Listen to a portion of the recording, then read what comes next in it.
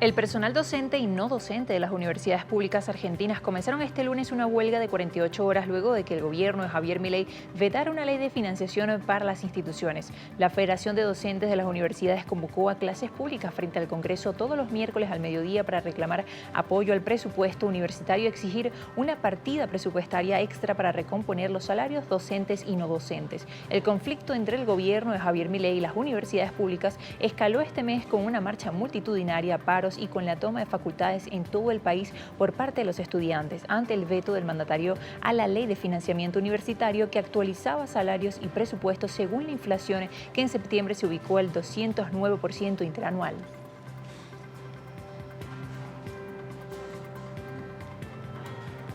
Para profundizar en lo que está sucediendo en Argentina, nos acompaña a Tobías Belgrano, consultor político internacional, por supuesto, desde Argentina. Tobías, un gusto saludarte.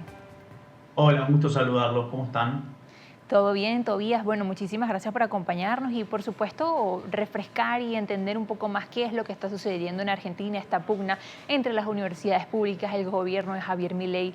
¿Qué tal impacto tiene esta decisión, este veto en la población estudiantil, en los docentes y el personal no docente de las universidades, Tobías?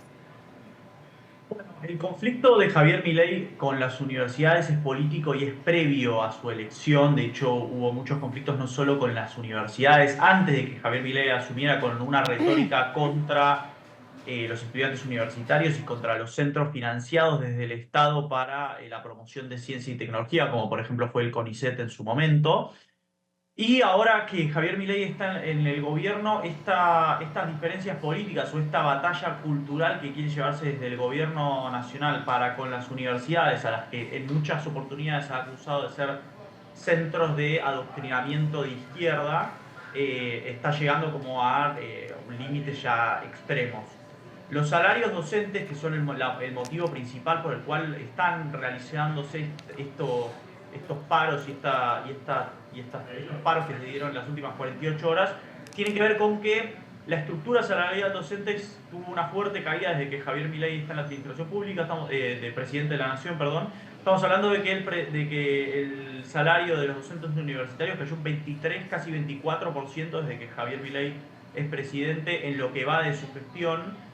Y, por ejemplo, estamos hablando de que el salario más alto de un docente con 10 años de antigüedad, el salario neto, a tipo de cambio de hoy, estamos hablando de un salario de menos de $1.100. Y el peor salario con casi sin antigüedad, estamos hablando de un salario que no llega a los $150 por mes.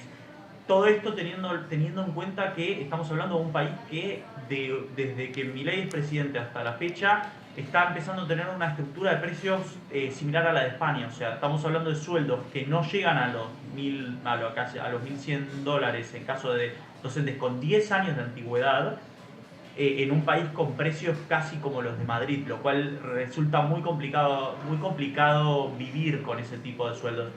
Si vemos en América Latina, en un ranking de 11 países, Argentina está abajo de Colombia, de Paraguay, de México, de Perú, de Bolivia, de Chile, de Ecuador, de Costa Rica, de Uruguay y de Brasil.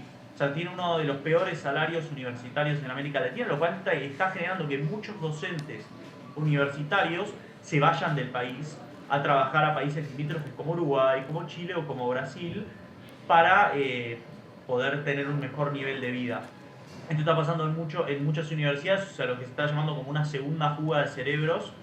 Y hecho, una vez que Javier Milei vetó la ley de financiamiento universitario para que se actualice con la inflación, no solo, o sea, esta situación ya sucedía desde antes, también disparó la conflictividad con los alumnos, que al día de hoy hay 40 universidades tomadas en todo el país por los estudiantes por lo que se percibe como lo que va a ser una pérdida de calidad universitaria en Argentina, cosa que ha sido históricamente uno de los bastiones y uno de los generadores de movilidad social ascendente en el país. Ahora, Tobías, el gobierno de Javier Milei, o Javier Milei ha dicho ya su intención de que las universidades públicas sean auditadas. Ha considerado, es parte de lo que ha dicho, que bueno, que las universidades tienen unos fines políticos. A partir de ahora, ¿qué puede suceder? Y el reclamo, además, también de la población en estas marchas multitudinarias. Bueno, el tema de la auditoría es un tema que se ha discutido mucho. Las universidades ya son auditadas por la agencia de auditoría del Congreso, pero lo que está buscando el gobierno es buscar auditarlas desde el Poder Ejecutivo Nacional. Y de esta manera yo creo que políticamente, y conociendo si queremos la espectacularidad con la que muchas veces Javier Milei se mueve, yo creo que una vez que se auditen las universidades se van a buscar casos de gastos superfluos, un poco para indignar a la población y para justificar este ajuste que se está llevando a cabo. Yo creo que eso es muy probable lo que vamos a empezar a ver a partir del 28 de octubre cuando se auditen las universidades. Y respecto a las marchas, yo creo que tiene que ver con una condición de clase media y movilidad social ascendente que tiene la Argentina en su historia. Las mayores tomas de las universidades y las tomas más violentas de las universidades tienen el conurbano bonaerense, donde la gran mayoría, o cuatro de cada 10 alumnos que van a las universidades del conurbano son pobres y buscan acceder a un empleo en blanco mediante la capacitación universitaria. La gran mayoría de los alumnos de estas universidades del conurbano, que es el área que limita a la ciudad de Buenos Aires y que estamos hablando de los barrios más pobres, donde